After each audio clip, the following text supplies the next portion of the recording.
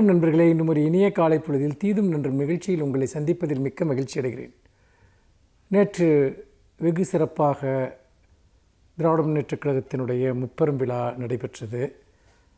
பகுத்தறிவு பகலவன் தந்தை பெரியாரினுடைய அந்த பிறந்த நாளில் கரூரில் மாண்புமிகு தமிழ்நாடு முதலமைச்சர் அவர்கள் விழா பேருரையாற்ற மிக அற்புதமாக அந்த விழா நடந்தேறியது. இந்த மாதமே திராவிட மாதமாக கொண்டாடப்படுகிறது. திராவிட இயக்கம் இந்த செப்டம்பரை திராவிட மாதமாக கொண்டாடி வருகிறது. திராவிட இயக்க சிந்தனைகள், திராவிட இயக்க பார்வைகள், திராவிட இயக்கத்தின் லட்சியங்கள், போராட்டங்கள் இவற்றையெல்லாம் பற்றி தொடர்ந்து பேசக்கூடிய, விவாதிக்கக்கூடிய ஒரு மாதமாக இந்த மாதம் அமைந்திருக்கிறது. அப்படி பார்க்கிற போது இந்த முப்பெரும் விழா, அதாவது அண்ணாவினுடைய பிறந்த நாள் செப்டம்பர் 15ஆம் தேதி, அதேபோல் திமுக தோற்றுவிக்கப்பட்ட நாள் அதுவும் செப்டம்பர் 15. அதற்கு பிறகு நேற்று தந்தை பெரியாரினுடைய பிறந்த தினம். அப்படி பார்க்கிற போது திராவிட இயக்கத்தின் 3 மிகப்பெரிய நிகழ்வுகள், அண்ணா பிறந்தது, பெரியார் பிறந்தது, திமுக பிறந்தது, இது 3ஐயும் ஒருங்கிணைந்து வரக்கூடிய இந்த மாதத்தில் திராவிட இயக்க சிந்தனைகள், திராவிடம் என்றால் என்ன என்பதை பற்றி பல்வேறு விதமான கருத்தாக்கங்கள் மக்களிடம் முன்வைக்கப்படுகின்றன. நாம் இந்த வரப்போகிற இந்த நாட்களில், இந்த மாதம் முழுக்க திராவிட இயக்கத்தினுடைய அடிப்படை சித்தாந்தங்கள், லட்சியங்கள், கோட்பாடுகள் இவற்றை பற்றி நாம் இந்த நிகழ்ச்சியில் நான் பகிர்ந்து கொள்ளலாம் என்று நினைக்கிறேன். அது புதிய இளைஞர்களுக்கும் இந்த நிகழ்ச்சியை கேட்கிறவர்களுக்கும் ஒரு நினைவூட்டலாக அது அமையும் என்று நான் நம்புகிறேன். திராவிடம் அது ஏன் பிறந்தது, எதற்காக பிறந்தது, இதுதான் நம் முன்னால் இருக்கக்கூடிய ஒரு கேள்வி. இன்றைக்கு திராவிடத்தை அவரவர் மனம் போன போக்கில் புரிந்து கொள்கிறார்கள். ஆனால் இதற்கு ஒரு திட்டத்தெளிவான வரலாறு இருக்கிறது, திட்டத்தெளிவான சித்தாந்தம் இருக்கிறது.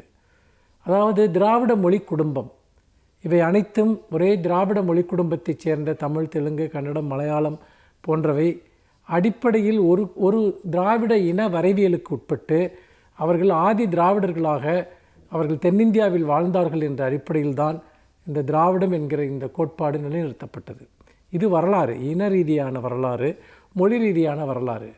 ஆனால் கடந்த ஒரு நூற்றாண்டாக திராவிடம் என்ற சொல் எதற்கு பயன்படுகிறது, எப்படி அது செயல்படுத்தப்படுகிறது, திராவிடம் என்ற மொழி கோட்பாடு, திராவிடம் என்ற வரலாற்று கோட்பாடு அது எப்படி நவீன அரசியல் கோட்பாடாக, நவீன பொருளாதார கோட்பாடாக, நவீன மொழியியல் கோட்பாடாக அது மாறுகிறது என்பதை பற்றித்தான் நாம் புரிந்து கொள்ள வேண்டும். ஏனென்றால் நாம் வெறும் வரலாற்றின் அடிப்படையில் மட்டும் இதை பார்க்கவில்லை. மாறாக திராவிடம் என்பதை நாம் ஒரு அரசியல் கருவியாகவும் சமூக மாற்றத்திற்கான ஒரு கருவியாகவும் நாம் பார்க்கிறோம். அப்படி என்றால் அந்த சமூக மாற்றத்தினுடைய விதை புள்ளி எங்கே எழுந்தது என்பதுதான் நாம் பார்க்க வேண்டும். அதாவது நீதி கட்சி 100 ஆண்டுகளுக்கு முன்பு தமிழ்நாட்டில் தோற்றுவிக்கப்பட்டது. அது பல்வேறு நிலைகளில் அரசியல், பொருளாதாரம், அரசு பணிகள், நீதிமன்ற பணிகள் மற்றும் அதிகாரமிக்க எல்லா பணிகளிலும் உயர் சாதியினர் கோலோச்சி வந்த காலத்தில் அவர்களே பெரும்பான்மையாக கல்வி கற்றவர்களாகவும் அவர்களே அதிகார மையங்களை கொண்டிருந்த போதும் அதற்கு எதிராக தோற்றுவிக்கப்பட்டது தான் பிராமணர் அல்லாதார் இயக்கம். அந்த பிராமணர் அல்லாதார் இயக்கத்தினுடைய தொடர்ச்சியாகத்தான் நீதி கட்சி பிறந்தது. 1921 அது ஆட்சியையும் கைப்பற்றியது. அப்படி என்றால் அந்த நீதி கட்சியினுடைய பயணம், அதை தொடர்ந்து திராவிட இயக்கம் எப்படி எழுச்சி பெற்றது, இதை நாம் வரப்போகிற நாட்களில் பேசலாம். மீண்டும் இன்னும் ஒரு புதிய சிந்தனையோடு உங்களை சந்திக்கிறேன். நன்றி, வணக்கம்.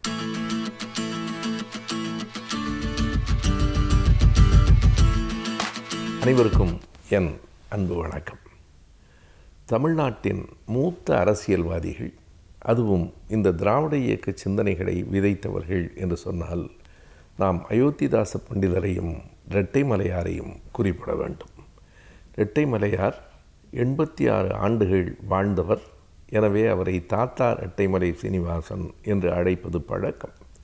பலர் இரட்டைமலை என்கிற ஊரில் அவர் பிறந்தார் என்று கருதுகிறார்கள், அப்படி சொல்லுகிறார்கள். முன்னாள் முதலமைச்சர் கலைஞர் அவர்கள் மிக தெளிவாக ஒரு கூட்டத்தில் சொன்னார், அவர் பிறந்த ஊர் கோடியாலம் என்கிற ஊர், அது செங்கல்பட்டு மாவட்டத்தில் இருக்கிறது. இரட்டைமலை அவருடைய தந்தையாருடைய பெயரை பள்ளிக்கூடத்தில் எழுதுகிற போது இரட்டைமலை சீனிவாசன் என்று தந்தை பெயரையும் சேர்த்து எழுதிவிட்டதால் இப்போது அவர் சீனிவாசன் என்கிற பெயர் கூட நிற்காமல் இரட்டைமலையார் என்கிற பெயரே நிலை பெற்றிருக்கிறது.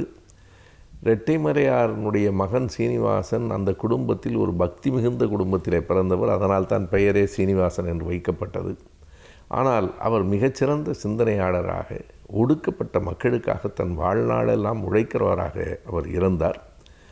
அவர் தன் வாழ்நாளில் மிக பெரும் நாள்களை பறையர்கள் என்று ஒடுக்கப்பட்ட அந்த சமூகத்திற்கு செலவழிப்பதற்காகவே பறையர் மகாஜன சபை, பிறகு ஆதி திராவிடர் மகாஜன சபை என்று அதனை உருவாக்கினார். அந்த ஆதி திராவிடர் மகாஜன சபை என்று உருவாக்கப்பட்டதற்கு பிறகு 1896 அவர் எல்ஜின் பிரபுவை சந்திக்க வந்த நேரத்தில் தன்னுடைய வாழ்க்கை வரலாற்றில் ஜீவித சரிதம் என்று எழுதியிருக்கிறார். அதில் அவர் குறிப்பிடுகிறார், முன்பெல்லாம் விலகி நின்றவர்கள் திராவிடன் என்று சொன்னதற்கு பிறகு நம்மை அவர்கள் அப்படி பார்க்கவில்லை என்று எழுதுகிறார். 1928 சென்னை பச்சையப்பன் கல்லூரியில் நடைபெற்ற ஆதி திராவிடர் மகாஜன சபைக்கும் அவர்தான் தலைவராக இருந்தார். அவர் பல்வேறு விதமான பணிகளை, பொறுப்புகளை ஆற்றினார். எல்லாவற்றையும் தாண்டி அம்பேத்கருடன் 1930 32 வரையில் லண்டனில் நடந்த வட்டமேசை மாநாட்டிலும் அவர் பங்கேற்றார். ஆனால் அவர் வாழ்க்கை முழுவதும் போராடித்தான் இந்த நிலைக்கு வந்தார் என்பதை நாம் மறந்துவிடக்கூடாது. அவர் பிறந்த செங்கல்பட்டு மாவட்டத்தில் மிக கடுமையாக தீண்டாமை இருந்தது. அந்த தீண்டாமையிலே இருந்து வெளியேற வேண்டும் என்பதற்காக ஊரை விட்டே குடும்பத்தோடு வெளியேறினார்கள். தஞ்சை மாவட்டத்திற்கு பிழைப்பதற்காக போனார்கள். ஆனால் தஞ்சை மாவட்டம் செங்கல்பட்டை விட மோசமாக இருந்தது. பிறகு அங்கிருந்து புறப்பட்டு கோயம்புத்தூரிலே அந்த குடும்பம் குடியேறிற்று. கோயம்புத்தூரிலே தான் ரெட்டைமலையார் படித்தார். எனவே பட்டியல் இனத்தில் பிறந்துவிட்ட ஒரே காரணத்திற்காக தன் மீது சுமத்தப்பட்ட இழிவுகளை, தன் மீது ஏவப்பட்ட அடக்குமுறைகளை சிறுவயதிலிருந்தே சந்தித்து வளர்ந்த அவர் எதனை தனக்கு இழிவென்றவர்கள் சொன்னார்களோ அதையே தனக்கான உயர்வென்று கருதி தான் நடத்திய பத்திரிகைக்கு பறையன் என்றே பெயர் சூட்டினார். அதை பற்றி சொல்லுகிற போது சொல்லுவார்கள், தங்களை உயர்ந்த ஜாதி என்று நினைத்து கொண்டிருக்கிற சில பத்திரிகைகளில் பறையன் பத்திரிகை வருகிற போது அதில் என்ன இருக்கிறது என்று படித்துவிடவும் வேண்டும், ஆனால் அதை தொட்டுவிடக்கூடாது என்று ஒரு குச்சியை கையில் வைத்து கொண்டு அந்த பத்திரிகை தள்ளி படிப்பார்கள் என்று செய்திகள் உண்டு. அப்படி இழிவுபடுத்தப்பட்ட ஒரு பெயரையே தனக்கான பெருமையாக அவர் கருதினார். உண்மைதான், ஜீன் பால் சார்த்தர் சொல்லுவது போல, உன் கருப்பு நிறத்தை, அவர் அந்த கருப்பின மக்களுக்காக போராடியவர். அவர் சொல்லுவார், உன் கருப்பு நிறத்தை போர்வையாக போர்த்தி கொள்ளாதே, போர்க்கொடியாக உயர்த்திப்பிடி என்று சொல்லுவான். எதை உன்னுடைய இழிவான அடையாளம் என்று அவன் சொல்லுகிறானோ அதையே தன்னுடைய உயர்வான அடையாளமாக காட்டு என்று ஜீன் பால் சார்த்தர் சொன்னது போலவே பறையன் என்றே தன் பத்திரிகைக்கு அவர் பெயர் சூட்டினார். காலம் முழுவதும் நம்முடைய மக்களுக்காக, நாட்டுக்காக உழைத்த ஒரு மாமனிதர் தான் ரெட்டைமலை சீனிவாசனார். தன்னுடைய 86வது வயதில் 1945 செப்டம்பர் மாதம் 18 அவர் நம்மை விட்டு மறைந்து விட்டார்.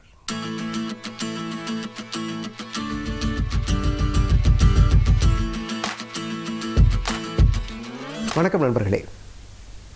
இன்றைக்கு ஒரு வித்தியாசமான எழுத்தாளர் எழுதிய ஒரு நல்ல புத்தகத்தினுடைய தகவல்கள் பற்றி பார்க்க போகிறோம்.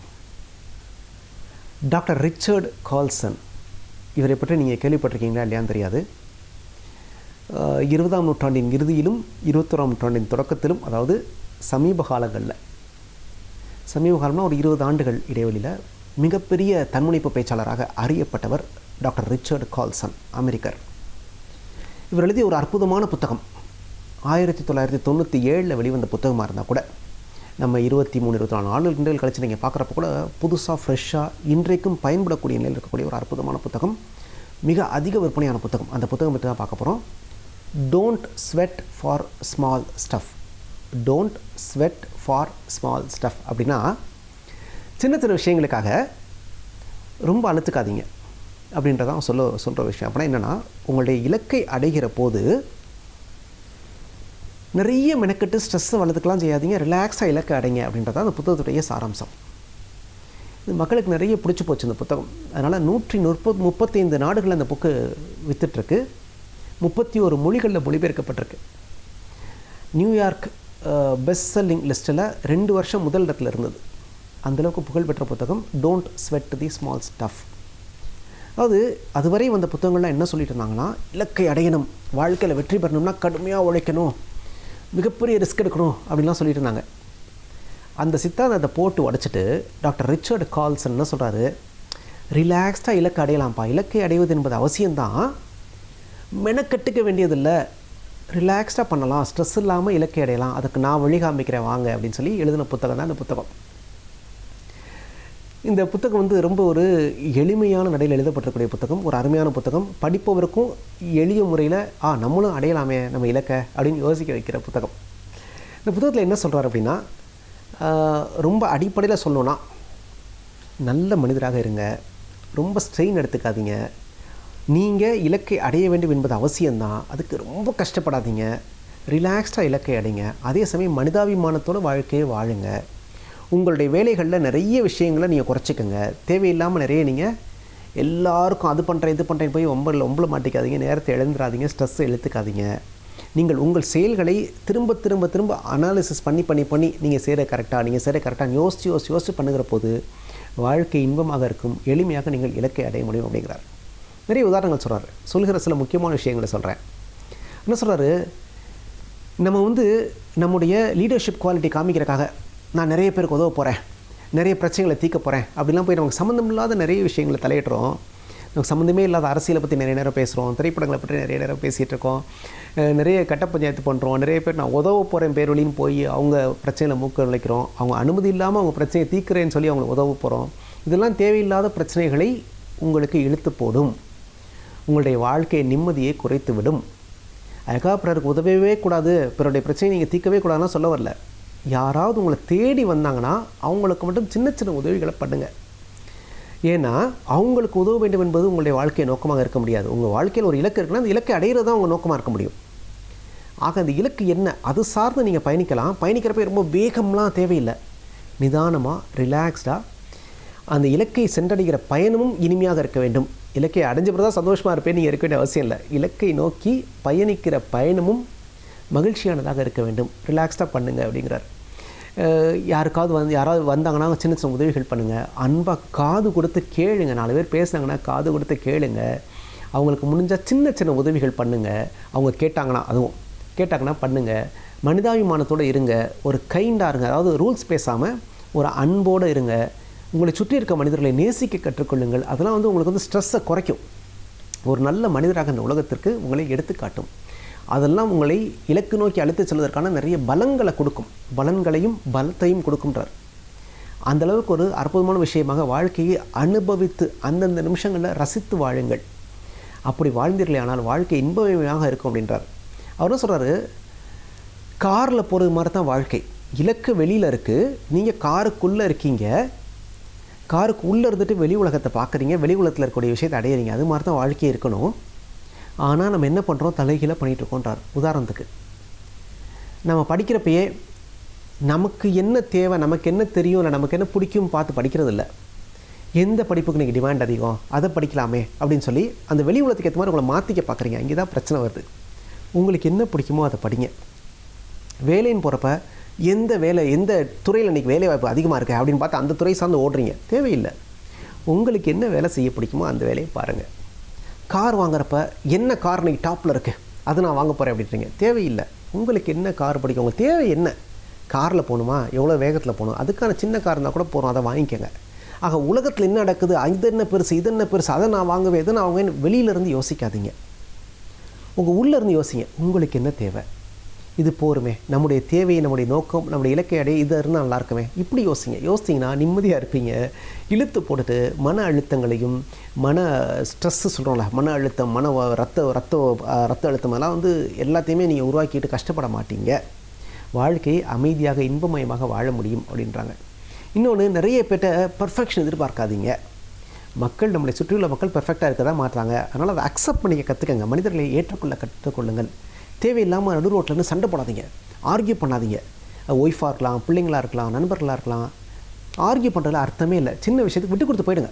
வேணுமா, ரைட், ஓகே பண்ணிப்பா, உனக்கு பிடிக்குதா பண்ணிக்கப்பா. இதில் வந்து நான் போய் நின்றுலாம் சண்டை போட வேண்டிய அவசியம்லாம் இல்லை. இப்போ ரோட்டில் போகிறீங்க, ஒருத்தன் மோதிட்டான், சரிப்பா அடிபட்டுச்சாப்பா, பார்த்து போப்பா, போயிட்டே இருங்க. ஏன் வண்டியில் எப்படி மோதினா, நான் கரெக்டாக தான் வந்தேன், நீ தெரியாமல் வந்தேன், சண்டை போட்டுருந்தீங்கன்னா என்ன ஆகும்? அன்றைக்கி பொழப்பு கெடும். அது தேவையில்லைங்கிறார். விட்டு கொடுத்து போங்க. நான் அன்றைக்கி ஒருத்தர் வீட்டுக்கு போய் பார்த்தேன். பேஸ்ட்டு பின்னாடி இருந்து அவர் பிதுக்கிறாரு, பையன் வந்து நடுவில் பிதுக்கிறான், சண்டை வருது. பேஸ்ட் எப்படி தான் பிதுக்கணுன்றார். எப்படி பிதுக்கினா என்ன, பேஸ்ட்டு தானே, விட்டு கொடுத்து போங்க. சின்ன சின்ன விஷயங்களை விட்டு கொடுத்து போங்க. அதான் சொல்கிறார், don't sweat for small stuff. சின்ன சின்ன விஷயங்களுக்கு சண்டை போடாதீங்க, சின்ன சின்ன விஷயங்களுக்கு வியர்வை சிந்தாதீர்கள். நீங்கள் பெரிய இலக்கிற்காக பிறந்தவர், பெரிய போர்க்களத்தில் போரிடுவதற்காக நீங்கள் பிறந்தவர். அப்படிங்கிறப்ப சின்ன சின்ன சண்டைகளில் உங்களை தொலைத்து விடாதீர்கள்ன்றார். ரொம்ப அருமையான வாசகங்க, எழுதி வச்சுங்க. சின்ன சின்ன சண்டைகளில் உங்களை தொலைத்து விடாதீர்கள், நீங்கள் பெரிய போர்க்களங்களுக்காக பிறந்தவர். அது ரொம்ப முக்கியம். அங்கே சண்டையிடக்கூடிய போர்க்களம் உங்களுக்கு தகுதி இல்லாதாக இருந்துச்சுன்னா விட்டுட்டு போயிடுங்க. சின்ன சின்ன சண்டையெல்லாம் போட்டு இந்த வீட்டில் வந்து நம்ம டாய்லெட்டில் வந்து ரெஸ்ட் ரூமில் தண்ணி வைக்கல வாளியில் அப்படின்னு தினம் சண்டை நடக்கிற வீடெல்லாம் இருக்குது. அதெல்லாம் தேவையில்லை. வைக்கலையா, வைக்கல, அவ்வளோதான், ஓகே ஃபைன். அப்புறம் என்ன, அடுத்து என்ன? இதில் போய் நம்ம சண்டை போட்டுறக்கூடாது. நான் யார் தெரியுமா அப்படின்னு. செக்ரட்டரி வந்து நோட் எடுத்துகிட்டு வரல அப்படின்னு சொல்லி நான் திட்டிடக்கூடாது. நோட் எடுத்துகிட்டு வரலையாமா, நாளைக்கு நோட் எடுத்துகிட்டு வா, முடிஞ்சு போச்சு. நிறைய விஷயங்களை நீங்கள் அனாலிசிஸ் பண்ணி ரொம்ப பெர்ஃபெக்ஷன் எதிர்பார்க்காமல் போனீங்கன்னா வாழ்க்கை இனிமையாக இருக்கும் அப்படிங்கிறார். அதனால் போகிற போக்கில் வாழ்க்கையை ஏற்றுக்கங்க. ரொம்ப மெனக்கடாதீங்க, கஷ்டப்படாதீங்க, உங்களையும் கஷ்டப்படுத்திக்காதீங்க. சுற்றியுள்ள மனிதர்களை சந்தோஷமாக வைத்துக்கொள்ளுங்கள். அப்படி செய்கிற போது நீங்கள் இலக்கை அடைவதில் வலியே தெரியாது, அழகாக அடைஞ்சிடலாம், கஷ்டமே கிடையாது அப்படின்றார். வாழ்க்கை எவ்வளோ எளிமையாகவும் வாழ முடியுமா அப்படின்றத நீங்கள் இந்த புத்தகத்தை படித்து முடிச்சோட உங்களுக்கு உணர்வீங்க. அவ்வளோ நல்ல கருத்துக்களை நிறைய சொல்லியிருக்காரு. சண்டை போடாதீங்க, அடுத்தவங்களுடைய பிரச்சனை தலையிடாதீங்க. அடிக்கடி நீங்கள் உங்களை கேட்டுக்கொள்ள வேண்டிய கேள்வி என்னென்னா, நான் சரியான வேலையை செய்து கொண்டிருக்கிறேனா, இல்லை நான் செய்கிற இந்த வேலை என்னை இலக்கு நோக்கி பயணிக்க வைக்குமா, என்னுடைய இலக்கை அடைய உதவுமா? இந்த கேள்வி மட்டும் அடிக்கடி கேட்டுக்குங்க. ஏன்னா ஒரு நாளில் பாதி நேரம் நம் இலக்கிற்கு சம்மந்தம் இல்லாத வேலையை செஞ்சிட்ருக்கோமா. யாரோ ஒருத்தருக்கு உதவுறது, யாரோ ஒருத்தருக்காக ஆர்கியூ பண்ணுறது, பற்றியோ பேசுகிறது, சம்மந்தமே இல்லாமல் எங்கேயோ போய் நின்றுட்டுருக்குது. இதெல்லாம் நிறைய நடக்குதான் எல்லா மனிதர்கள் வாழ்க்கையிலையும்.